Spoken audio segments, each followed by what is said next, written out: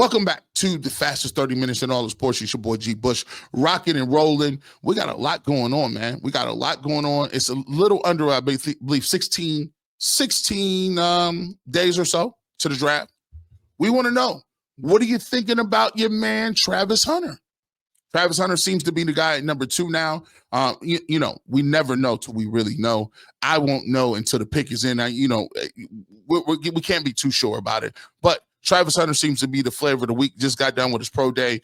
Your thoughts on him, we'll come back and get to your comments. But first, let's get to what Cecil Short said. This is the best thing about having an opportunity to be on UCSS, because we got everything. We got a defensive back in Dustin Fox that played in the league.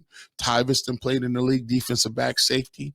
We got Cecil Shorts, who's also been a receiver in the league. So anything we want to talk about, don't take G. Bush's word for it. We got pros all over the place that we can bounce ideas off. Let's see what Cecil has to say about Travis Hunter and his thoughts on him on offense or defense. Seeing a guy like this, I don't know if we've ever seen a guy this talented that is able to play either side of the ball and be as effective as he can be. Honestly, if he just played one position, he would be the wide receiver 1 or the cornerback number 1, right? He is just exceptional. I mean, the way he's able to catch the ball, 96 catches this year, over 1,200 yards. I mean, his best asset when he has the ball in his hand is his elusiveness, his run after catch. He catches the ball. He can do anything. Now, on the defensive side of the ball, for me, it's the savviness that he has. That's what's so impressive. His understanding of the game, how savvy he is in zone coverage. If you ask me though, what position he should play mainly, I think it's wide receiver. And I think honestly, I say wide receiver. I think it depends where he gets drafted to. He's not going to go past 4. I think the Browns probably will take him at 2. But he is just so dynamic. And you get the ball in his hands. That's a Jerry Jeudy. That's a Njoku. It just puts whoever the quarterback is in better position to make plays and have a really good offense. Listen, could not agree more. Shout out to Cecil. Make sure you check out Cecil when you're watching Ultimate 216 right there with Earl the Pearl. Listen, he's dynamic. When I'm looking at some of these comparisons and people talking, and you can tell certain people don't know. I don't know where y'all been watching football at, but his ball skills are tremendous. The fact that he was out there with no gloves on during his pro day, he was catching the football, no drops, none of that.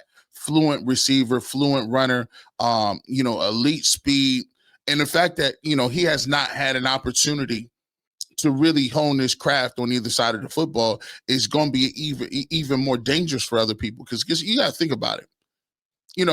On a collegiate level, you're just better than people physically, or you may be better, a better athlete than a lot of these guys are. Now, what you're going to have to do is you're going to have to lock in on the playbook. You're going to have to really, really lock in terms of playing both sides of the ball, because you're playing the best of the best. But the thing that I love the most about Travis Hunter, to me, is the fact that, A, he's a great athlete. He's a great human being, no troubles, no off the field, academic All-American. He's not moving around and doing nothing. He just worried about being great. And he's been coached by the best at that position. When you got Coach Prime telling you, breaking film down with you, that's different, man. When you got guys like that, they're telling you and giving you points of view. But Travis Hunter has always been great. I mean, the fact that he was the number 1 recruit coming out of high school, the fact that, he went to a HBCU just because he had his principles and he wanted to do something special with Coach Prime. Listen, for all of the stuff that Shedeur Sanders got, and Shedeur is a great human being, he has no off the field issues. He can handle the pressure, does all of that stuff himself. The problem is Shedeur Sanders, that people give him a lot of pushback when it comes, because his father is Coach Prime, because his father is who he is. And at quarterback, people say he doesn't have an elite trait, so to speak. But the one thing you can't talk about is Travis Hunter and nothing. Hey, when you talk about him putting up yards, I mean, he's putting up 96 catches. He's jumping routes on defense. He's a playmaker. His conditioning is impeccable. I'm looking around like, look, if you'd have told me a couple of years ago, if you'd have told me 2-3 years ago, G. Bush, Cleveland Browns gonna have the opportunity to draft Travis Hunter, I'd have laughed in your face, because I'm like, the Browns will lose enough game to even get Travis Hunter. Now it could be a reality.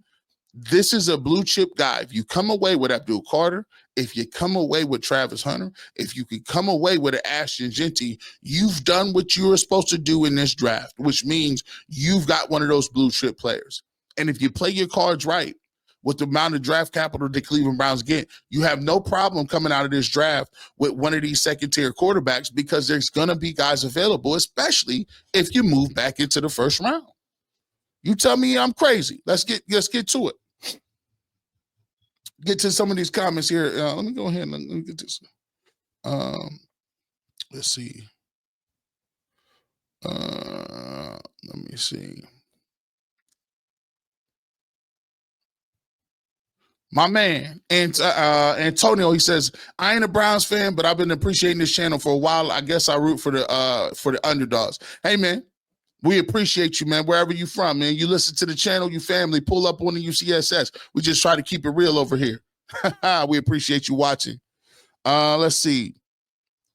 My man Most Def says, I need him and Travis if they don't get them both Fireberry in the analytics and go back to football. Let me see who you want. Who you want both of them? Who you want both? Hey, Most Def, throw in here who you want both of them. You talk about Shador and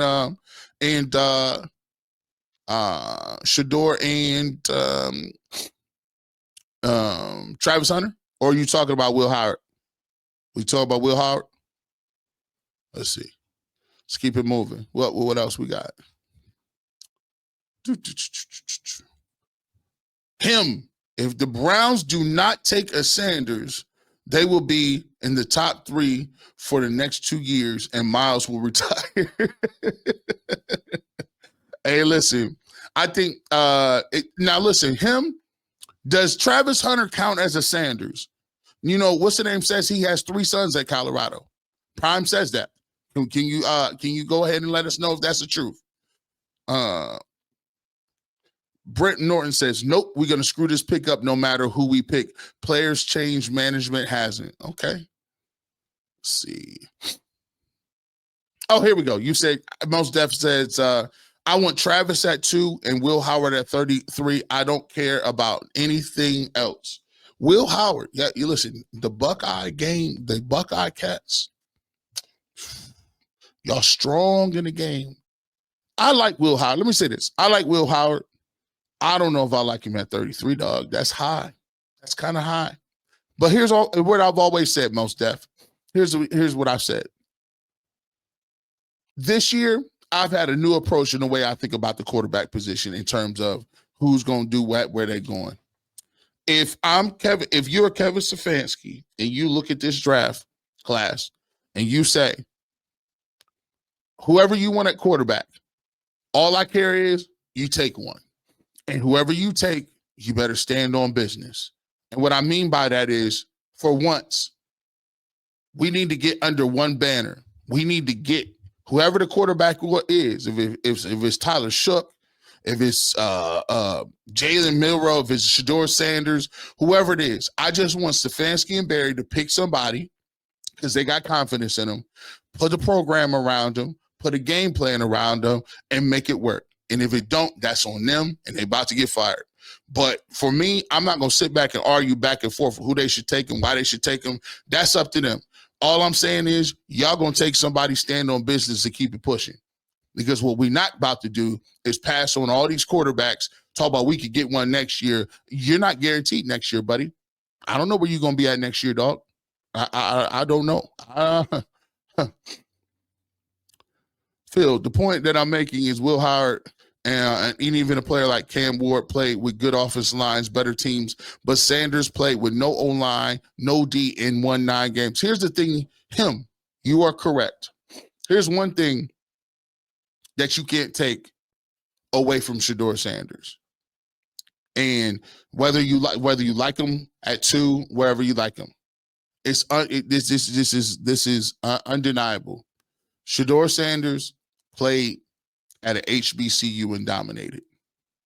HBCUs are, I think that's like, I played in a MAC school.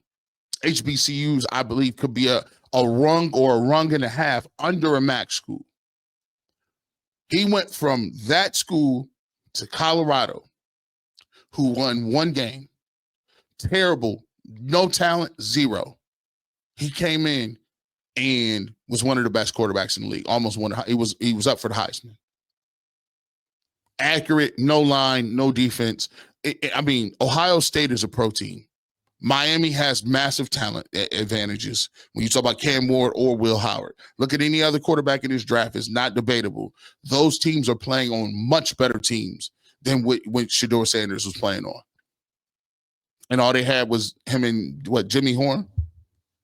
Jimmy Horn and Travis Hunter. Now, granted, those two are dynamic, but you still no receivers, no offensive line, no run game, no none of that. I think that you can't deny that. But Sanders had Travis Hunter and Jimmy Horn. What are you talking about? Do you think you could just get back there and just throw the ball up? Yeah, you had Jimmy Horn and Travis Hunter. Those dudes came from other programs. No offensive line whatsoever. No running game whatsoever. No threat of defensive. Like, people ran all over their defense, did whatever they wanted to. To be able to win games like that, Jimmy Horn missed a lot of games this year too. Just saying.